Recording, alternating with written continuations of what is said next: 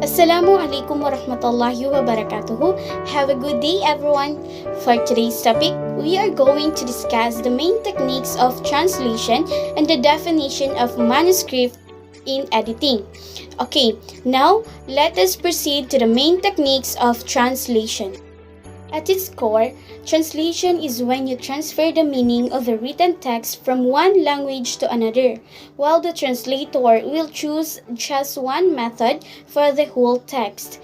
There are a number of techniques that can be used for individual words and phrases. By carefully choosing the right technique, the translator can convey each linguistic element in the most accurate way. In translation techniques, we have the direct and indirect translation techniques.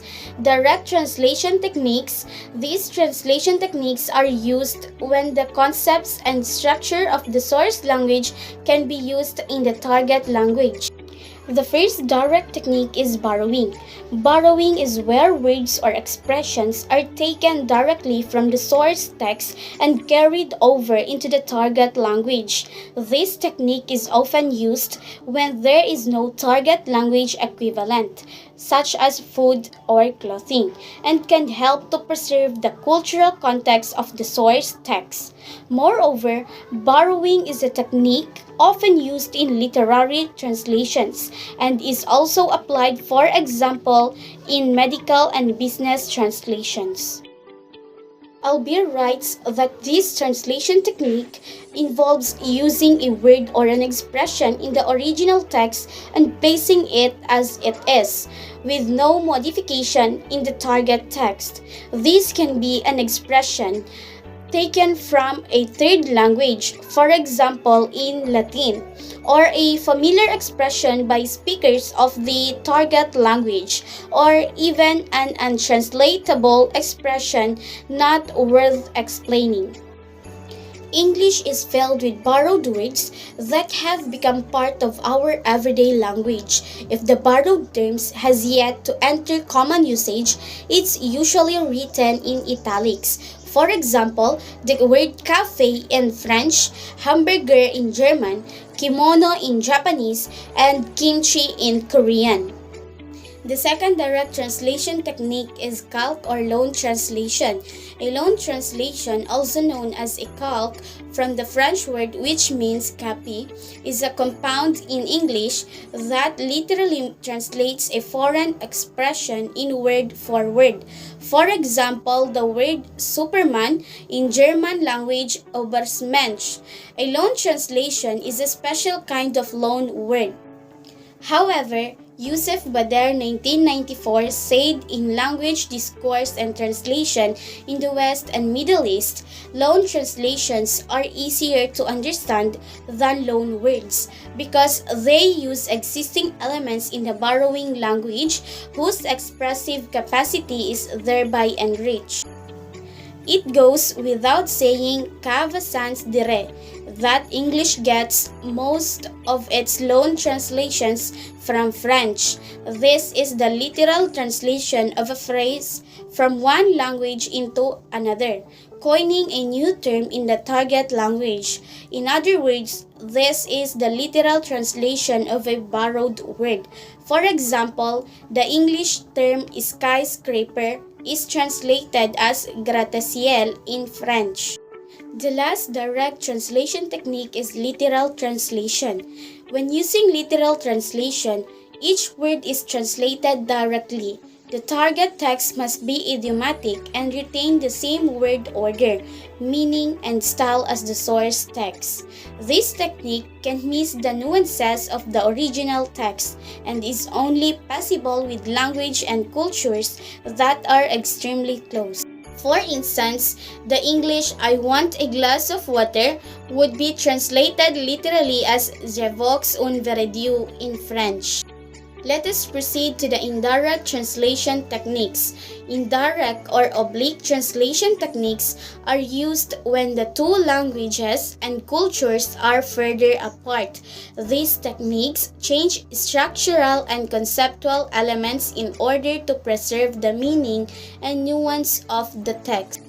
The first indirect translation technique is transposition. Transposition involves a shift from one grammatical category to another, while still preserving the meaning. This translation technique is often necessary between languages with different grammatical structures. For example, the French sentence "Je l'ai vu avant la rentrée" can be rendered in English as "I saw her before school started." This changes the noun la rentrée into a verb. The next one is modulation. This involves a change of perspective, adjusting what has been written in order to express the same idea and preserve the meaning. This translates the text in a way that conforms to the natural patterns of the target language. For example, a French speaker will talk about the dernier étage, which literally means last stage of a building, while an English speaker will refer to the top floor. The third one is equivalence or reformulation, similar to modulation. This allows you to preserve the meaning of an expression, name, or proverb by finding a target language equivalent. For example, the phrase "être sur son 31" literally means to be on one's 31, would be the French equivalent to the English phrase to be dressed up to the nines. Adaptation, also known as cultural substitution. Cultural elements of the source language are replaced with an equivalent cultural element of the target language. This makes the text more familiar and easier to understand, especially with units of measurement. For example, the word cyclisme in French, in UK it is football, and in US baseball. The next is compensation. This technique compensates for being unable to translate a nuance or phrase in one specific place by expressing the information at another point in the document. In general terms, compensation can be used when something cannot be translated, and the meaning that is lost is expressed somewhere else in the translated text. Peter Fawcett defines it as making good in one part of the text something that could not be translated in another. One example given by Fawcett is the problem of translating nuances of formality from language that use forms such as Spanish informal "tú" and formal "usted", French "tu" and "vos", and German "du" and "sie" into English, which only has "you" and expresses degrees of formality in different ways. For example, while the English language only has one way of saying "you", French has both "tu" informal and "vos" formal. By making specific word choices elsewhere in the text, the translator can compensate for the loss of nuance. Next, reduction. When using reduction, the translator chooses to remove any words forming the original text which are considered redundant in the target language. For example, the French "sciences politiques" literally means political sciences, can be rendered in English as just politics. The last technique in indirect translation techniques is expansion, the opposite of reduction. This is when words are added in order to preserve meaning. This can be due to differences in sentence structure, grammar, or terminology. For example, the reverse of reduction, politics, in English would be rendered as "sciences politiques" in French. Since French also uses gender articles, expansion is natural when translating from English into French. Generally, the right technique will vary on case-by-case basis, taking into account the text type, target reader, and end purpose of your translation. The team of professional translators will use their experience and expertise in both languages to choose the right technique for your text, giving you the most accurate translation possible. And now, let us proceed to the next topic, which is manuscript. Author feels a sense of relief when they complete their manuscript. However, one critical step, manuscript editing, determines how soon the authors can submit their manuscript to the journals or publisher to achieve publication success.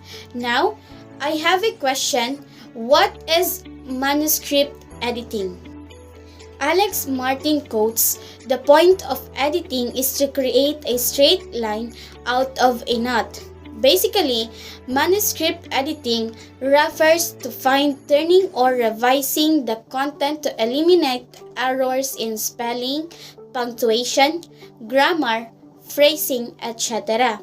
It also includes correcting the manuscript's logical flow, structure, format, and tone to improve its overall quality, coherence, and readability for better publication chances. Now that we have shed light on what is manuscript editing, let's address an important question. Why is manuscript editing needed? The manuscript editing is needed in quality enhancement. That means the manuscript has an entirely different quality post-editing. Manuscript editing refines everything from the structure to the grammar, bringing the authors one step closer to becoming publication ready. Moreover, it makes the research impactful. Even the most exceptional research work will fail to stand out if it is not well presented. Manuscript editing distills the unnecessary elements such as vague language, reiterations, etc., to bring out the critical aspects of the research, making it more impactful. Another, the manuscript editing is needed in polishes the writing. Manuscript editing includes making critical changes to the grammar, punctuation, tone, style, phrasing, word choice, etc., and enhancing the overall writing quality to help authors submit a manuscript that is free of language error. In addition to that, manuscript editing improves the chances of publication. It is highly beneficial to opt for professional manuscript editing by an experienced subject matter expert or SME. It is one of the best ways to achieve publication success, as the SME editor ensures the manuscript has the correct language, quality, logical flow, structure, and complies with the publication standards. Hence, manuscript editing plays an important role in helping authors achieve publication success. It improves the manuscript's quality and enables authors to become submission ready. Undeniably, manuscript editing is a tedious task, but if properly done, it can make the author's research stand apart from the competition. Many authors opt for professional editing service to ensure their manuscript is expertly edited and ready for submission. Okay, that's all for today. I hope you learned from this video.